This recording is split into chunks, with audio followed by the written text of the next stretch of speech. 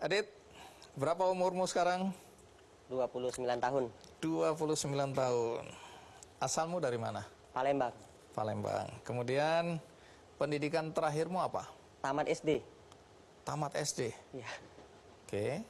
Kenapa sampai cuma di tanda kutip cuma SD? Saya tuh dari kecil diklaim sama teman-teman, teman di sekolah, teman main itu nakal.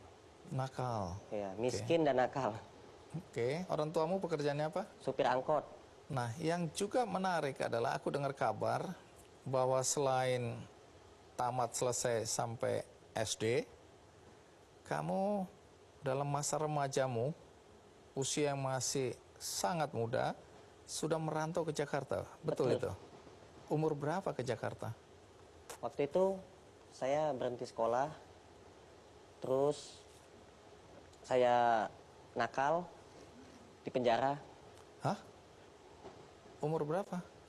Waktu itu SMP kelas 1. Masuk penjara? Iya. Anak seumur itu dimasukkan ke penjara? Ya, karena saya nakal. Saya suka berantem dari kecil. Ngapain ke Jakarta? Pengen mencari baik. Oh, mau berubah? Saya tidak mau nyari benar, tapi saya mau nyari baik. Dalam usia yang sangat muda. Jadi di Jakarta kamu tinggal dengan siapa? Sendirian, sebatang kara. Terus makan, mandi, kegiatan sehari-hari bagaimana?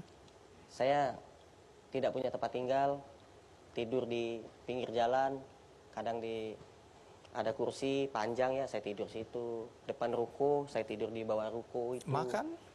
Makan ya jarang makan. Jadi ini menggelandang sebenarnya nih ya. Jadi gelandangan. Gelandangan. Bocah cilik ini. Pernah jadi pemulung saya. Oke, terus pernah apa Pernah lagi? jualan koran, Oke. jaga parkir, jadi Pak Oga. Adit, kalau dengar cerita perjalanan hidupmu, bagi anak dalam usia yang masih muda sudah mendapat cobaan hidup yang luar biasa ya. Dan kamu mampu melalui masa-masa sulit seperti itu. Tapi perubahan terjadi ketika kamu bertemu dengan seorang nenek. Baru kamu merasa kemudian hidupmu berubah. Ya. Apa yang terjadi hari itu? Itu sumpah demi Allah, ini betul-betul aneh. Seumur hidup belum pernah saya mengalami. Ketika ketemu nenek itu, tahu-tahu saya ketemu sama orang baik, jualan murotal Al-Quran. Saya ditawarin, mau ikut jualan nggak? Saya pikir itu cuman basa-basi. Ternyata betul-betul dia modalin saya. Saya dimodalin, dititipin barang 100 ke saya. Habis, saya jual habis. Dan 1 unit itu 100.000 keuntungannya. Dititipin 100, saya dapat 10 juta dalam sehari. Jadi saya bingung. Ini beneran Pak? Bener katanya. Ya udah saya terima.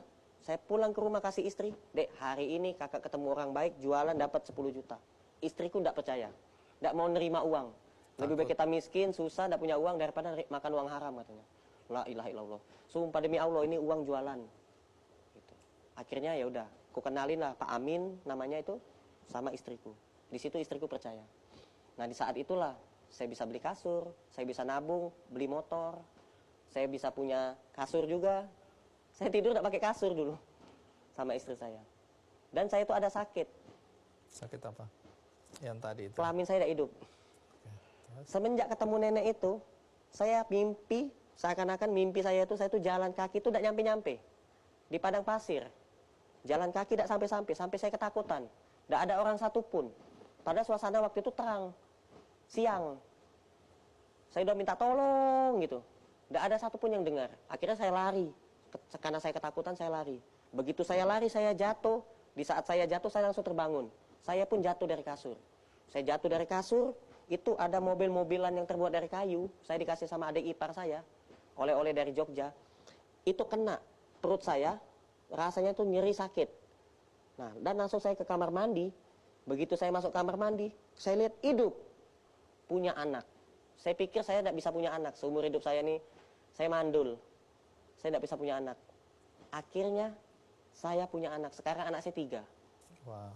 Nah, Bagaimana nasib nenek itu? Kalau diceritakan di video akhirnya meninggal ya? sebelum nenek itu meninggal, nenek itu sempat nepak pundak saya.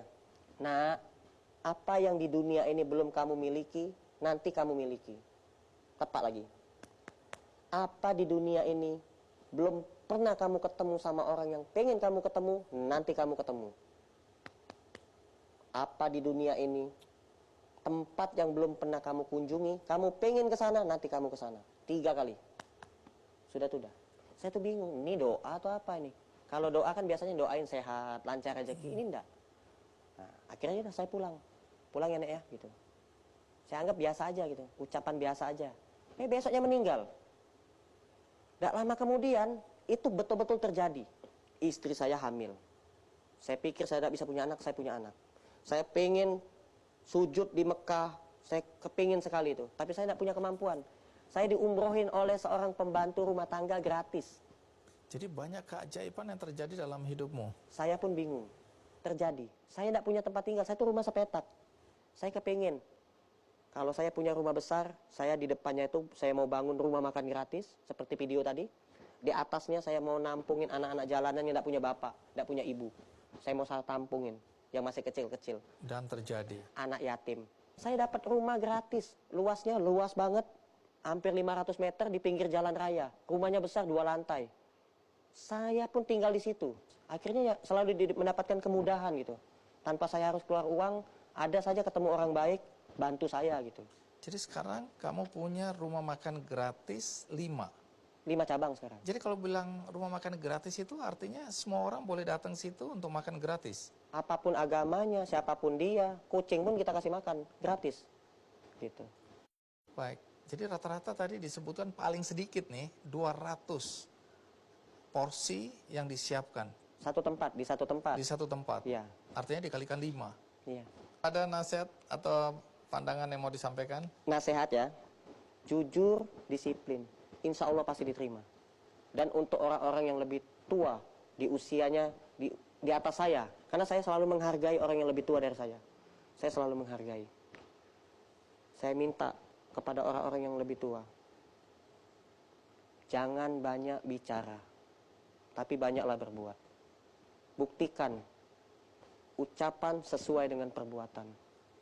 Jangan hanya bisa berucap tapi tidak bisa berbuat. Nyuruh orang sholat, dia tidak sholat. Nyuruh orang puasa, dia tidak puasa. Nyuruh orang sedekah, dia tidak sedekah. Nyuruh orang adil, dia sendiri tidak adil. Gitu. Oke. Jadi sesuaikan ucapan dengan perbuatan.